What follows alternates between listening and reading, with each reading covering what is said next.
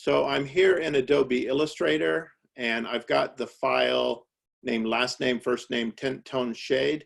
And so very first thing I'm going to do is I'm going to save this. I'll go save as, and I'm just going to save to my desktop. And I'm going to name this my last name, and I'm going to name it my first name.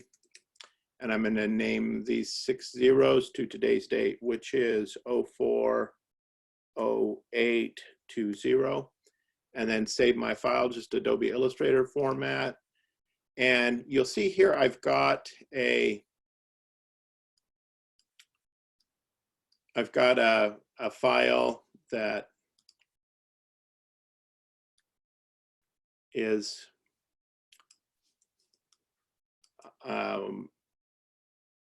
geometric shape here, and then I've got a divider line. I've got guides. You can see at 30-degree increments I have guides. Those guides are not turned off, they're not locked, so you see I can move those around. I don't want to do that. So if you look over in my layer palette here, you'll see that I have, they're not locked. So I'm going to put a lock on those guides.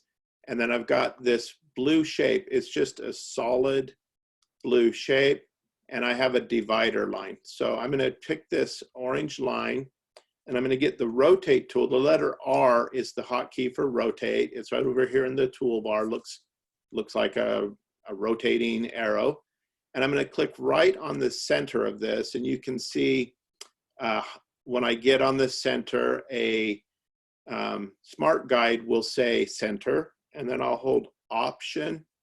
And if you could see my tool, it's a little crosshair. It gets these ellipses in the lower right-hand corner, but that means it's going to bring up a control panel or a dialog box for the rotate tool. And so I'm going to say rotate, and I'm going to go 30 degrees because I need something that's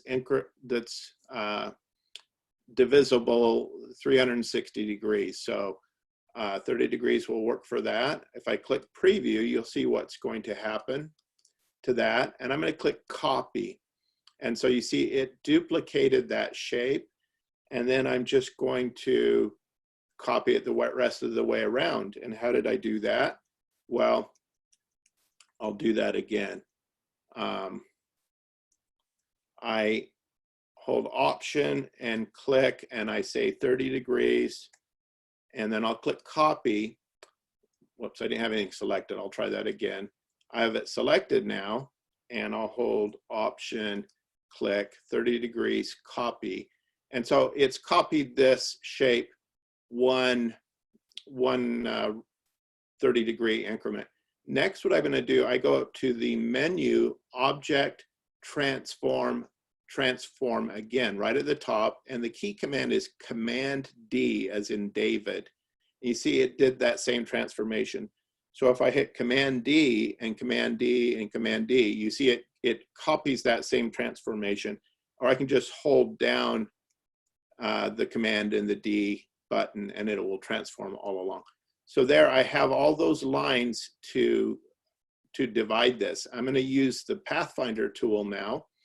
And so I don't have the Pathfinder tool visible. You'll see that under Window, Pathfinder. Here's the Pathfinder. And what I'm going to do is select everything here. So I just click and drag a marquee, or hit Command A, select all. And so I have all of those lines selected and the geometric shape. And then in my Pathfinder, down here on the lower left, there is one called Divide. And last week I talked about the Pathfinders. Now what that does is it will separate. If I get the group selection tool, you can see what it's done. It separates all those pie shapes. It's a very useful tool, the Pathfinder tool. And so that's using the Pathfinder. Last week we talked about the Pathfinder tool. In my workspace, usually the Pathfinder tool is always open on my screen. By default, it's not, but I usually keep it down here in the lower left-hand corner. I'm not going to need it anymore for this lecture, so I'm just going to park it up here. And so now I'm going to go ahead and start coloring things. And I've got another color wheel already made that's going to help me with my colors. And so I'm going to click, and this first shape, I've got 100% magenta, 100% yellow, and just for fun, I'll let you know that's the color for Mattel's red. So I go to 100% magenta, 100% yellow, and it made everything red. Well, I didn't want to make everything red, so I'll go back, just this one shape.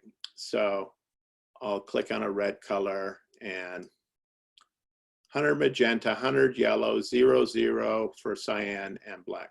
Okay, that works well. And then I'm going to go back to this one here. I'll click on my green. And so on a color wheel, on a traditional, just a traditional color wheel, there's RGB color wheels, there's CMYK color wheels. We're doing just a traditional color wheel. So the complementary color or opposite side of the color wheel to red is green. And so here I've got a 100 yellow and a 75 blue. So I'm going to do that on this one. So select that square using this group selection tool. That's the arrow with a plus sign on it. And so 100 yellow, 25 green, was that what it was? Looks like it's, maybe it was 50 green. 75, 100. So I'm going to go to 75 here. And I've got a nice green. So I've got first complementary color. Next one I'm going to go to, blue. I've already got blue, 75, 100. What's the complementary color to blue? Is orange. So I'm going to go 25 magenta, 100 yellow, and I'll do that here. So going for orange.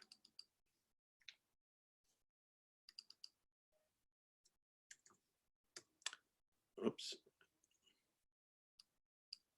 I got all that cyan in there. So I've got a complementary color to blue. And so I need a yellow now. So I've got a yellow here, and that's just 100 yellow. So I'm going to go to this one, and that's going to be 100 yellow. And then the complementary color, so straight across from yellow, is going to be purple. And so what do I have for that complementary color? I've got 75 cyan and 100 magenta. So I'll go to that one here.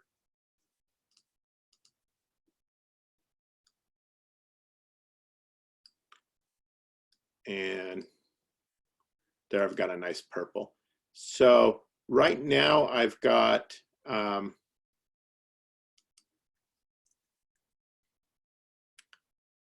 complementary colors. And I'm going to start off with these colors here. I've got primary colors here. I've got red, blue, yellow. Those are my primary colors. Okay. And so I just hid those and then unhid them. If you want to know how I did that, that's under Object. So if I have a shape selected and I go to Object, Hide, Selection in the pull down menu, you'll see that's Command 3. So I had just selected things and hit Command 3. If you want to unhide them, you hold Option Command 3, and that's under Object, Hide, in Hide and Show in your menu. So I've got my primary colors. Orange is a secondary color. You're taking, really this should be the orange here, I guess, but you're taking red and yellow, and you get orange. So this should be a yellow orange here I'm looking at, I guess. And this should be the true orange. So I'm going to go back to my other color wheel, and I'm going to do a I'll do the complement. I'm going to do this orange here. That's 50, 100. I guess that's more my true orange. And so I'm going to go 0, 50. And then I'm realizing that my key commands aren't working because of Zoom. And so I had a lot of stuff selected. Let me try that again. I'll select this one here, okay, and I'm going to make that one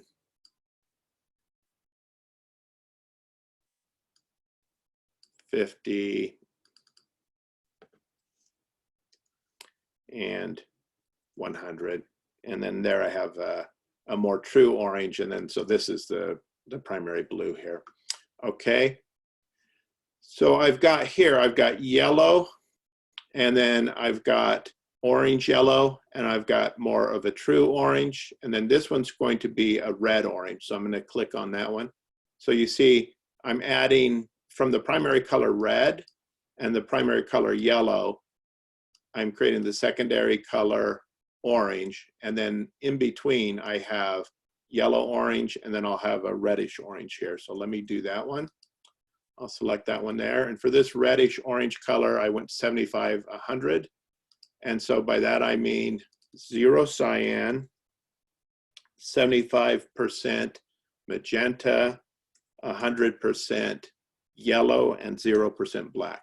And so that's a good orange-red color. So I've got from primary color to secondary color, and then these colors are called tertiary colors or third level colors here, the yellow orange and the red orange. Okay, so that part's done. And so I've got red here, and I need to have a violet that's kind of a purple violet. So I'm going to go to that one. This one here, I've got 50% cyan, 100% magenta. So I'll do that. 50 cyan, 100 magenta, and that's a nice violet. And then I'll go back. And I'm going to go to the greens next. I've got on this one 50, 100, and on this one 75, 100. So I'm going to do those. I've already got 75, 100, so I'm going to go 50, 100. And I'm going to go, this time I'm going to hit letter I and just click on that one. So that letter I is the eyedropper. That makes it a little bit quicker. So all I have to do is go 50, and then I've got a nice yellow green. So that's a quick shortcut. And then next what I'll do is I'll just push the command key. And in the world of Adobe, when you push the command key control on a PC, it will bring up whatever the last selection tool you had is. And so that's how I'm going to do it from now on. It'll just be a little quicker. So I've got the yellow, and then I have a yellow green, and then I have a green, then I'm going to have a blue green right here, and then I'll have blue right there for my primary color. So let's go to that. So this green's 100, 100, and then this one is 150. So you see I'm decreasing the yellow as I get to more of the blue. So 100, 100, and 150. That's not, you know, any magical number. It's just numbers I came up with. So that's, I think that was, I did two at once, and I don't have that long of a memory. So 100, 100, so I'll do that one here. This one, I had too many things selected. This one will be 100, 100. So it's a little bit more of the true green. And then this one I'll select, and it's going to be 50%. No, that's going to be 100% cyan. and 50% yellow, I think is what that was. Okay, so that's a nice teal, and then I've got a blue. And there's my color wheel. So you can just sample the colors from the header, or you can look at the tutorial, or just do your best to get a good color wheel. We're going to label it as well, but you'll see I have some areas selected here that are not turned on. I've got shade, and I'm going to turn shade on, and boy, that looks really dark. It's completely black. And then I've got tone, and that's completely gray. And then I've got white added, and that's completely white. And so I'm going to select those. I'll select the white here, and you'll find that's already in yours. And I'm going to go to transparency. So I'll go to window and find transparency. It's right here. And I'm going to knock the opacity down a little bit on that. So I'll go to like 50% opacity, and you'll see that's making a tint of that color. So red, and then I have a lightened red color here, or a pinkish color. I've got a tint. That's just adding white to it. And then I'm going to do the same thing with the gray here, and I'll just say 50% opacity on that as well. And that's adding gray to it. And then I'm going to do the same thing with the black. I'll add 50% black to it. And I want, it's not enough. So maybe I'll try 75% on that. And that's pretty nice.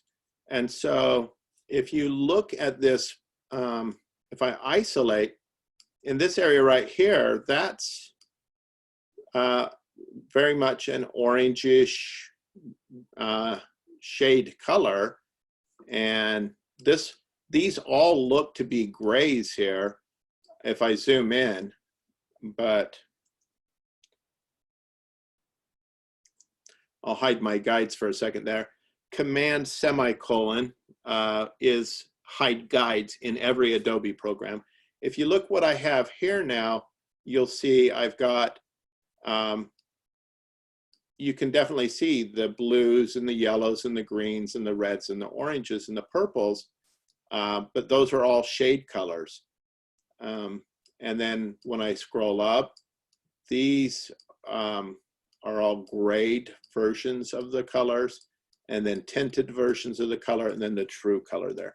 So that's Tint-Tone-Shade. And then the last thing you're going to do, I'm going to cheat and just turn on my guides, and I've got everything labeled here, and I'll hit save, and my color wheel's done. And so what you're going to do is copy what I've done here. Hue, that's your local color, and you can just look at the header, header on this assignment, and this will give you definitions for everything. So the local color, that's, I'm going to hide everything for a second here. So I've got local color. That's the natural color. Everything on this outer ring is the local color. All right. And then I've got tint. That's this one here, this next ring. Everything's added white.